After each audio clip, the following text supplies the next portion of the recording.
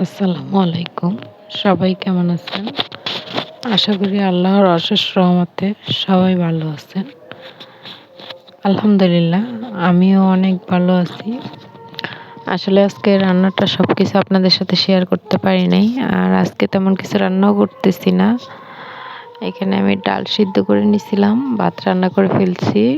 আর এখন ডালটা বাগার দিয়ে দিলাম। আসলে আজকে একটু তাড়াতাড়ি রান্না করতেছি। মেয়েকে ভ্যাকসিন দিতে নিয়ে যাব, তো ওকে ভ্যাকসিন দিলে পরে রান্না করতে পারবো না, তারপরেও একটু করে নিলাম।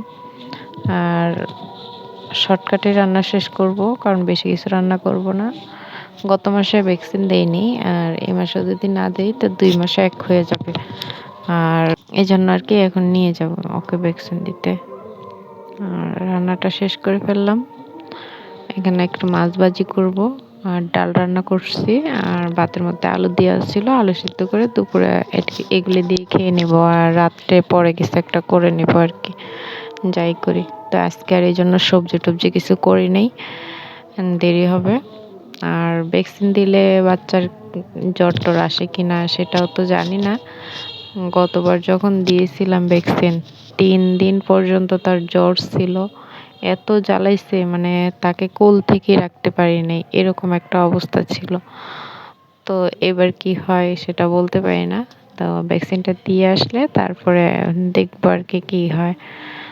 এই আর কি, বাচ্চার অসুবিধা হলে তো সব কিছুই সমস্যা, এই জন্য একটু টেনশনে। আর যাই হোক, যারা আমার এই ভিডিওটি এখন পর্যন্ত দেখতেছেন, তো সবার কাছে আমার একটি অনুরোধ, প্লিজ একটু লাইক দিয়ে দিবেন, আর চ্যানেলটি সাবস্ক্রাইব করে অল বাটনটা ক্লিক করে দিবেন, যাতে আপনার কাছে পরবর্তীতে কোনো ভিডিও আপলোড করলে আপনার কাছে সবার আগে পৌঁছে যায়।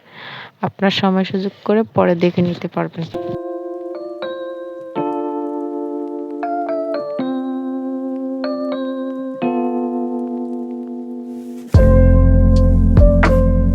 তো আমার রান্না প্রায় শেষ, এখন চলে যাব।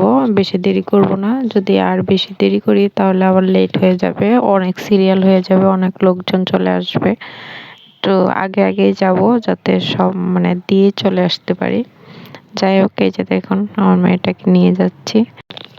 তো আজকের ভিডিওটি এ পর্যন্তই। ভালো থাকবেন, সুস্থ থাকবেন, আল্লাহ হাফেজ।